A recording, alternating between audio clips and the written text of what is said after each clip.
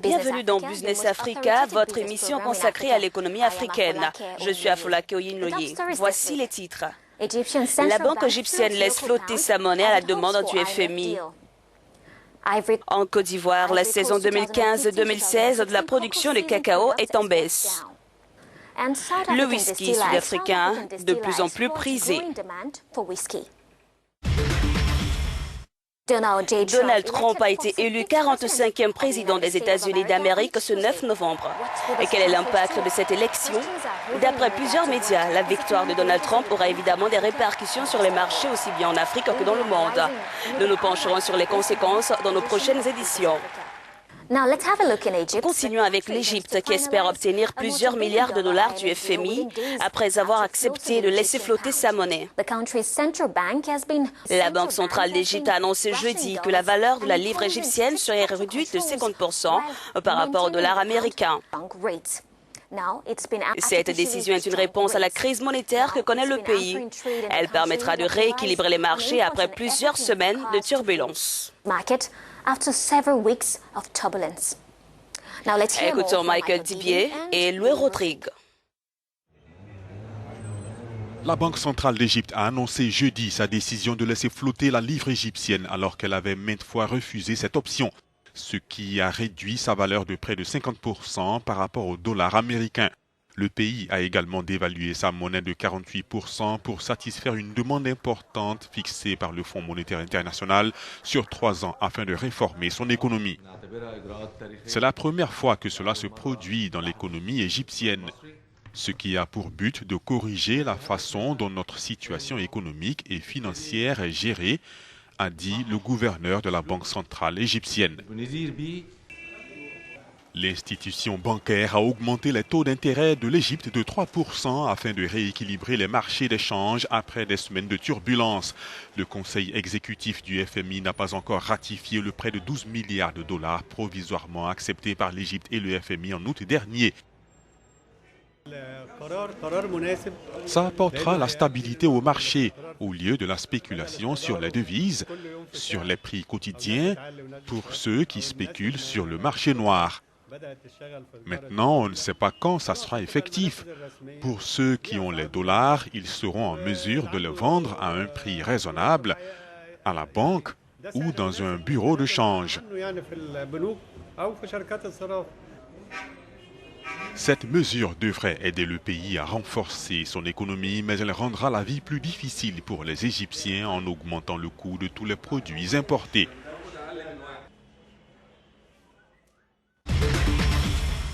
Nous sommes en ligne avec l'économiste Ali Khan Setchu depuis le Kenya. Monsieur Setchu, bienvenue. L'Égypte vient de dévaluer sa monnaie. Y aura-t-il des conséquences sur l'économie?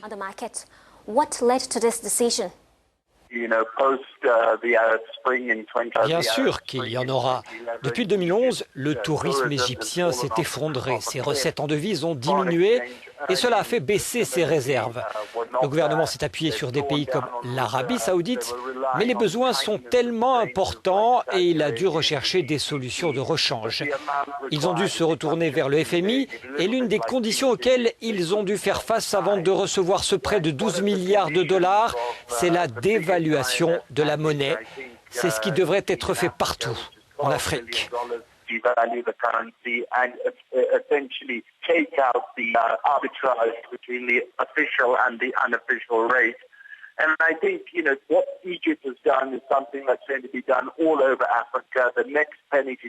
D'une certaine façon, ils suivent la route du Nigeria où le président a fait une chose similaire.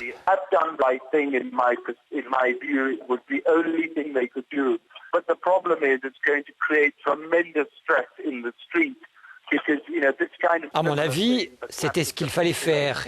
Il y aura beaucoup de stress au sein de la population et une hausse généralisée des prix des produits de première nécessité.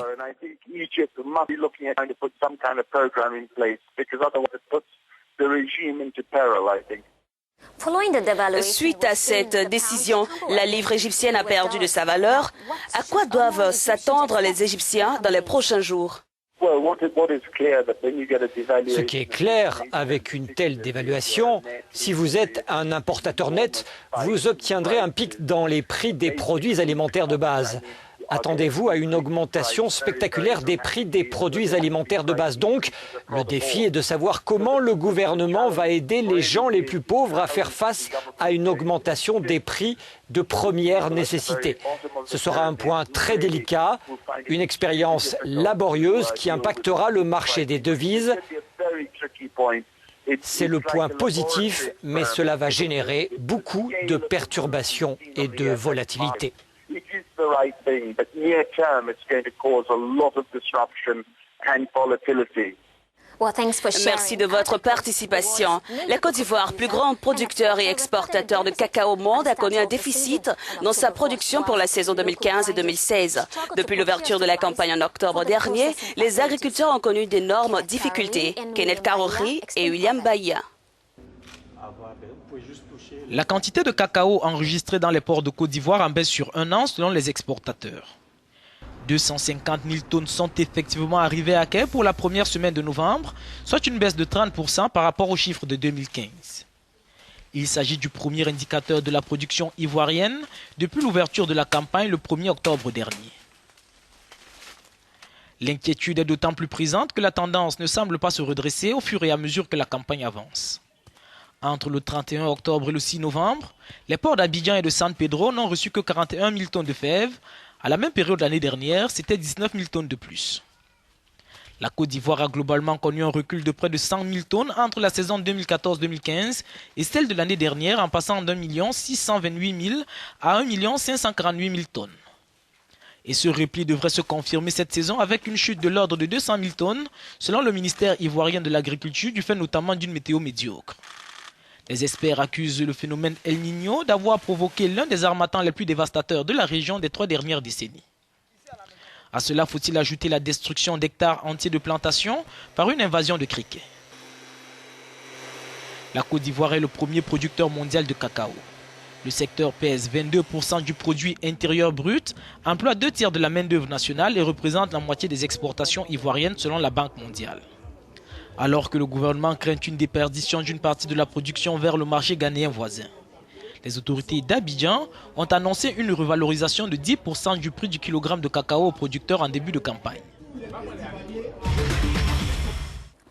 Réputée pour sa production de vin, l'Afrique du Sud s'impose petit à petit comme un producteur de whisky sur la scène mondiale. Le pays assiste à une demande croissante pour son whisky. Le pays se dit prêt à affronter des marques écossaises et irlandaises, Claire Moutenji et Armelinga. Déjà célèbre pour son industrie de vin prisé, l'Afrique du Sud, relativement novice sur la scène mondiale du whisky, remporte aujourd'hui des éloges sur ses différentes productions. Dans les montagnes pittoresques de Bainsclough à Cape Town, se trouvent les quartiers de la distillerie James Sedgwick, opérationnelle depuis plus de 30 ans. Sa marque déposée est le whisky Baines, un double whisky fabriqué à 100% de maïs jaune d'Afrique du Sud. Mûri en fût pendant 3 ans, le whisky est transféré à un autre ensemble de fûts pendant 18 mois pour obtenir sa saveur distincte. Nous sommes la seule distillerie commerciale de whisky sur le continent africain. Il y a quelques personnes qui font du whisky à très petite échelle, mais pas à l'échelle commerciale comme nous faisons. Donc en 1977, nous avons commencé à faire du whisky. Nous n'avons pas à réaliser à ce stade pouvoir atteindre ce niveau. La liqueur primée est vendue dans les magasins locaux et dans divers pays à l'étranger. Une bouteille de 750 ml de Baines se vend à environ $20 américains. Le whisky Baines est un whisky de grain, donc il est beaucoup comparé au Jameson, Tullamore, Day, au whisky de Bushmilk. Celui qui aime le whisky irlandais préfère un whisky identique au Grant. Prêtons attention au prix du whisky Baines qui bat de loin le Grant. Les entreprises de luxe visent les rangs croissants de ceux que les détaillants sud-africains appellent les diamants noirs. En 2014, le whisky a grimpé à plus de 40% des ventes de spiritueux en Afrique du Sud, s'emparant de la plus grande partie du marché des hauts de gamme. Nous arrivons à la fin de notre magazine. Merci de nous avoir suivis. Restez connectés sur nos plateformes en français et en anglais. À très vite sur Africa News.